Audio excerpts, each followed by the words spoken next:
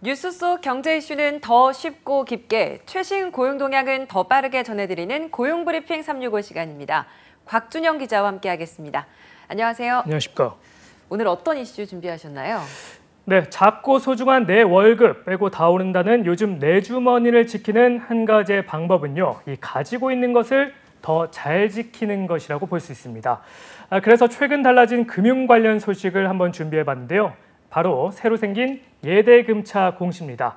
쉽게 말해 은행에서 빌린 대출 금리에서 사람들이 맡긴 예금 금리를 뺀 것을 말합니다. 그렇죠. 이걸 보면 은행의 대출 이자는 얼마를 받고 예금 이자는 어느 정도 주는지 이걸 알 수 있는 거죠?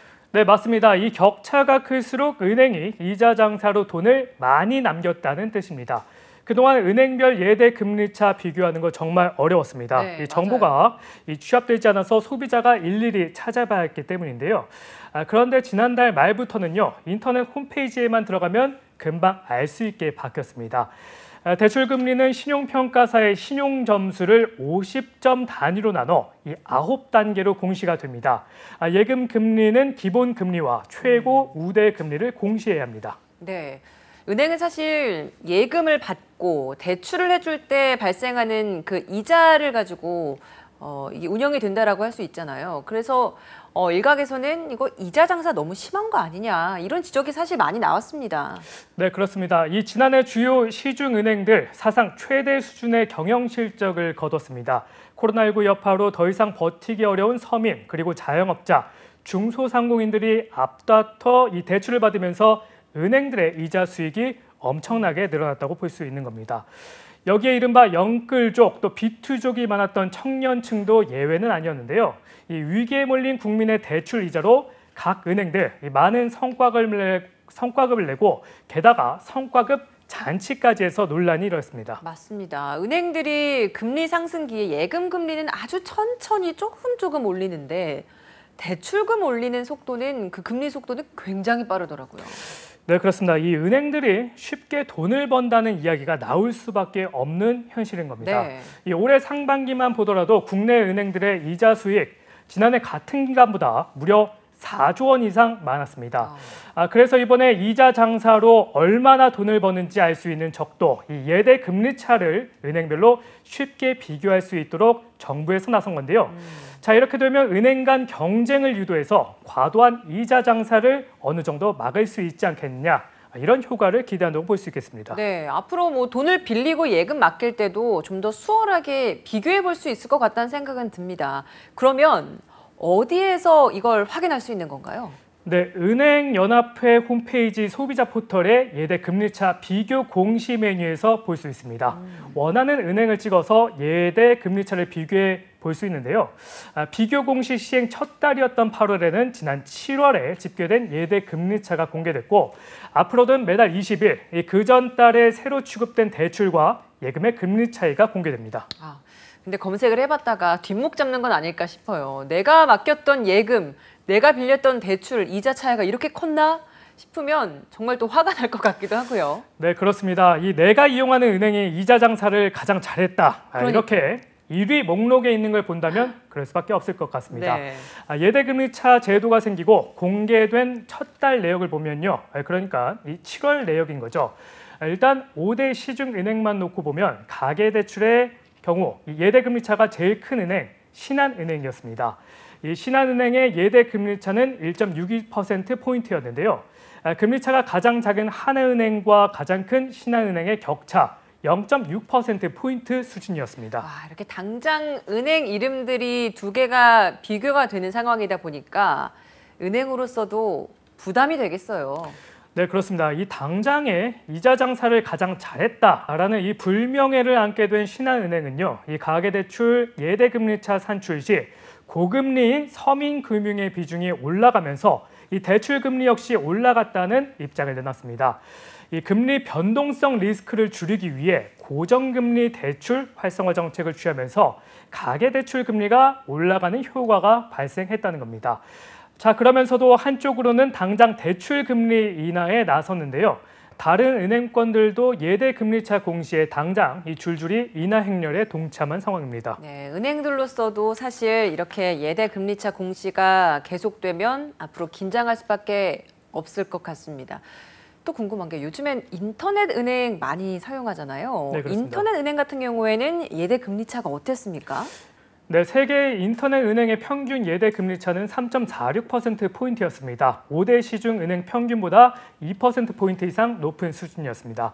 그런데 여기선 인터넷 은행의 영업 특성을 좀 눈여겨보셔야 하는데요. 네. 원래 인터넷 은행의 도입 목적 중 하나가 이 저신용자에 대한 대출을 늘리기 위한 겁니다. 그렇죠. 쉽게 말해서 이 시중 은행 고객들보다 더 높은 금리로 돈을 빌릴 수밖에 없는 건데요. 실제 인터넷 은행의 중저신용자 대출 비중은 5대 시중은행보다 2배 이상 큰 수준입니다. 뭐 이런 배경이 있다 보니까 인터넷 은행들 역시도 이렇게 수치로만 놓고 비교를 하는 거에 불만이 있을 수밖에 없겠네요. 네, 물론입니다. 이 인터넷 은행들 시중은행에서 돈을 빌리기 어려운 중저신용자들에게 상대적으로 저렴하게 대출을 해줄 것일 뿐인데 이런 결과가 나왔다며 억울해하는 반응을 보였습니다. 네. 근데 이렇게 이야기를 하다 보니까요. 이 예대 금리 차가 크다고 해서 무조건 해당 은행이 이자 장사에만 몰두했다. 이렇게 볼 수만은 없다는 생각도 드네요. 맞습니다. 어느 정도 그런 측면이 있습니다. 은행연합회도 은행별 특성을 잘 살펴봐야 한다고 조언했는데요.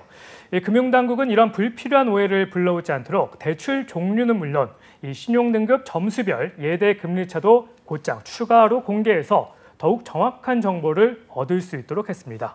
그러면 앞으로 조회를 할 때 본인의 신용 점수를 알고 있으면 정보를 좀 더 정확하게 알 수 있겠네요. 네, 그렇습니다. 우선 본인의 신용 점수를 확인한 다음에 어떤 은행에서 어느 정도의 금리로 돈을 빌릴 수 있는지 알아보는 게 좋겠습니다. 자, 그런데 주의할 부분은요. 제가 앞서 이 한 달 전에 공시된 대출 상품의 평균 금리를 공지한다고 했었죠. 네. 그런 만큼 실제로 이 금리를 적용받을 수 있는 건 아니라는 사실도 알고 계셔야 합니다.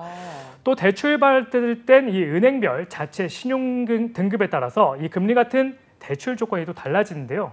실제 대출 금리는 은행에 꼭 좀 문의하시는 게 좋겠습니다. 네, 이런 부분 참고하시면 좋을 것 같고 뉴스를 검색해보면 이제는 쉽게 이자 장사 1등하는 은행 어딘 곳인지 알 수 있기 때문에 은행으로서도 신경을 쓰면서 경쟁을 또 할 수도 있겠네요. 그게 네, 또 정부가 바라는 요인일 것 같기도 하고요. 네, 그렇습니다. 이 정부도 이 정보를 공개하면 은행 간 경쟁이 일어나서 이 대출 금리를 낮추게 되고 결국 소비자가 이득을 보게 하겠다 이런 취지입니다. 당장 효과도 있었습니다. 6월 달만 해도 은행들의 예대 금리가 2.4%포인트나 됐거든요. 네. 거의 8년 만에 가장 컸습니다. 그런데 예대 금리 차를 매달 비교할 수 있게 되자 7월에는 일제히 1%포인트대로 떨어졌습니다. 은행들이 비판 여론을 의식해 예적금 금리를 앞다퉈 올렸기 때문입니다. 네, 근데 여기에서 또 짚어봐야 될 게 이게 예금 금리를 올린 거지 대출 금리를 낮춘 건 아니란 말이죠. 여기에 있어서는 서민들이 크게 와닿는 부분이 좀 적지 않을까라는 생각도 들거든요. 네, 맞습니다. 그래서 일부에서는 은행들이 예대 금리 차를 줄인다고 이 대출 금리는 그대로 놔둔 채 예금 금리만 올리면 실제 대출자의 이자 부담을 줄여주는 효과를 보기는 어려울 것이라는 지적도 나옵니다. 예적금 금리를 올리면 이 여유 자금이 많은 고소득층일수록 혜택을 더 많이 보게 되는데요. 그러면서 은행은 예적금으로 들어온 돈을 대출에 또 활용을 하니까 결국 대출 원가가 상승하게 될 수밖에 없습니다.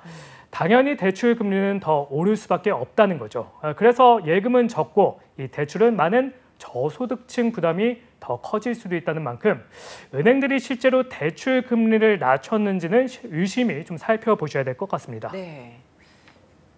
금융사들은 나쁜 금융사로 낙인 찍힐까 걱정도 한다지만 앞으로 매달 예대 금리 차가 공개될 때마다 소비자 선택권에는 긍정적이라는 점은 분명해 보입니다. 오늘 곽준영 기자와 함께했습니다. 고맙습니다.